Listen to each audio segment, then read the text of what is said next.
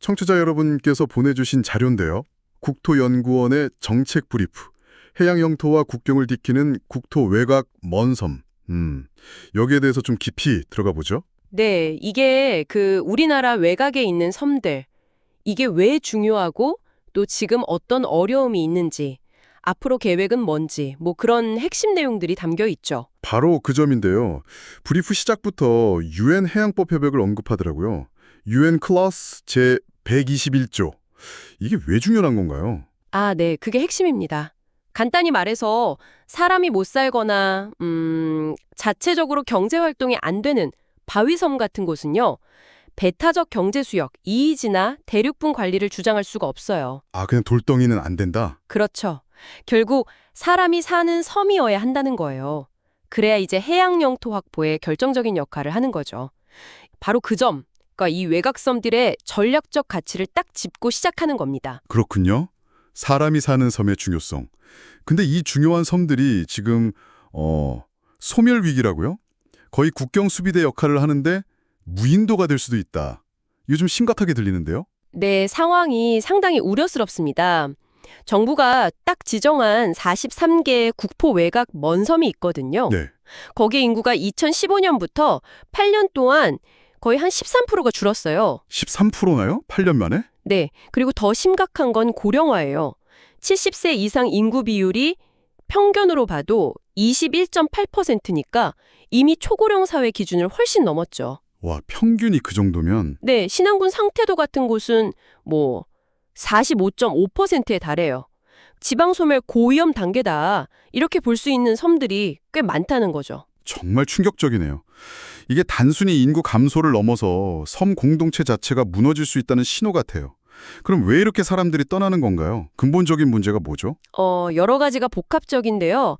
브리프에서 지적하는 가장 큰 문제는 의료 공백입니다. 의료요? 네, 43개 섬 중에 14곳은 아예 의료 인력이나 시설이 없고요. 18곳은 있어도 딱 한 명 이하예요. 어휴, 그럼 갑자기 아프거나 다치면 정말 큰일이겠네요. 그렇죠. 응급 상황 생기면 뭐 속수무책인 거죠. 실제 주민 설문에서도 건강 의료 시설 부족이 70% 넘게 나왔어요. 가장 큰 불만으로요. 그럴 수밖에 없겠네요. 육지병원 가려면 시간도 돈도 많이 들잖아요. 그래서 의료비 지출 비중이 전국 평균의 2배가 넘어요. 19.4% 정도 됩니다. 아, 의료 말고 또 다른 어려움은 없나요? 예를 들어 아이들 키우는 문제라던가. 아, 맞아요. 교육 문제도 정말 심각합니다. 초등학교 없는 섬이 29곳, 중학교 없는 섬 34곳, 고등학교 없는 섬은 39곳이나 돼요. 거의 대부분이네요. 네, 아이들이 크면 어쩔 수 없이 섬을 떠나야 하는 거죠. 교육 때문에라도요. 구조적인 문제예요. 정말 그렇겠네요. 살고 싶어도 살 수가 없는 환경이네요. 거기에다가 뭐 상수도 보급률도 절반이 안 되고 46.6%, LPG 같은 연료 공급도 불안정하고 비싸고요. 인터넷, 와이파이 이런 기본적인 통신 인프라도 부족한 곳이 많아요. 집은요? 주거 환경은 괜찮나요? 주거 환경도 좀 그렇죠. 지을 땅도 부족하고 규제도 많고요. 지어진 집들은 너무 낡았어요. 20년 넘은 집이 84%, 30년 넘은 집도 76%가 넘으니까요. 주택 보급률 자체도 낮고요. 정말 살아남기 자체가 힘든 상황이네요.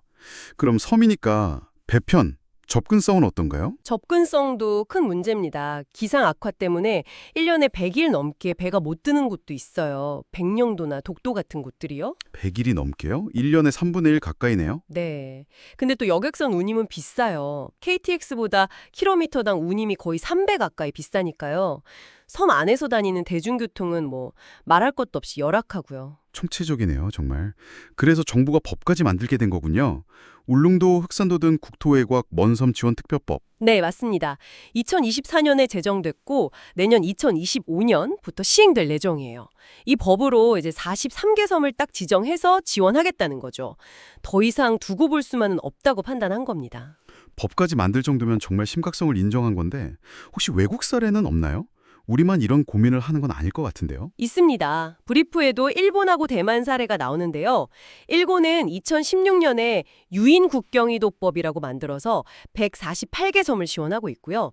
특히 그중 71개 섬은 뭐 항로 운임 깎아주고 물류비 줄여주고 더 적극적으로 지원해요. 오, 그렇군요. 대만은요? 대만도 이도 건설 특별법으로 6개 국경 섬에 면세 혜택 주고 의료비 지원하고 정주 지원금 같은 걸 줘서 실제로 인구가 늘어나는 효과도 봤다고 합니다. 성과가 있었군요. 네.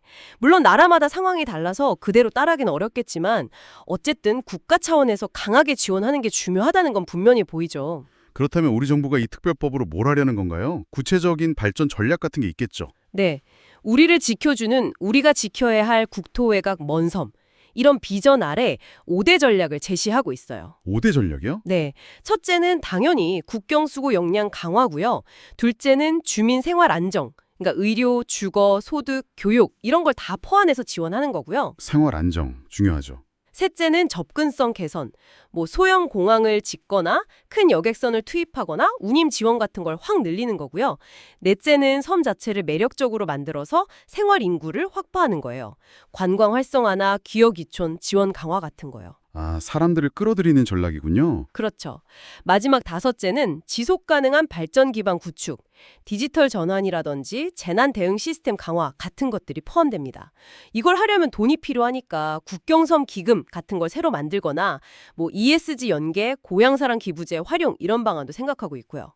정리해보면 이 섬들이 해양 영토 지키는데 정말 중요한데 사람이 떠나서 소멸 위기에 처했고 그래서 정부가 특별법 만들고 의료, 교육, 주거, 교통 같은 기본적인 것부터 시작해서 섬 자체를 매력적으로 만드는 것까지 아주 종합적인 계획을 세웠다 이거네요. 네, 맞습니다. 오늘 살펴본 브리프가 바로 그런 현실과 정부의 정책 방향을 잘 보여주고 있죠. 네. 근데 여기서 한 걸음 더 나가서 이런 생각을 해볼 필요가 있을 것 같아요. 과연 정부 지원만으로 이 문제가 다 해결될까? 하는 거죠. 어떤 점에서요? 21세기에 살기 좋은 섬이라는 게 뭘까? 단순히 불편함만 없애는 걸 넘어서 이 외딴 섬들이 그냥 국경 거점이 아니라 사람들이 정말로 오고 싶고 살고 싶고 또 관계 맺고 싶어하는 그런 매력적인 삶의 공간이 되려면 정부 지원 외에 또 무엇이 필요할까? 이런 고민이 이제 앞으로 우리의 중요한 숙제가 아닐까 싶습니다. 보다 자세한 내용은 국토정책 브리프 제천 11호 해양 영토와 국경을 지키는 국토외곽 먼섬 자료를 참고하시기 바랍니다. 시청해주셔서 감사합니다.